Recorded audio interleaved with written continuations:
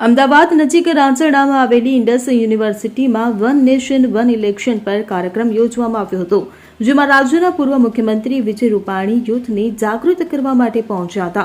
જેમાં તેમણે કહ્યું હતું કે અલગ અલગ ચૂંટણીઓને કારણે ખર્ચા વધુ થાય છે અને આચારસંહિતાને કારણે વિકાસના કામો અટકી જાય છે. તંત્ર ચૂંટણીના કામોમાંથી નવરું પડતું નથી. જો 5 વર્ષમાં એક જ વાર ચૂંટણી થઈ જાય તો ખર્ચા ઘટી જાય. વન નેશન વન ઇલેક્શન કમિટીના સહસંયોજક અને એડવોકેટ વિજય શર્મા હાજર રહ્યા હતા. દેશની લોકશાહી તંદુરસ્ત બને તે માટે વન નેશન વન ઇલેક્શન મહત્વનું છે.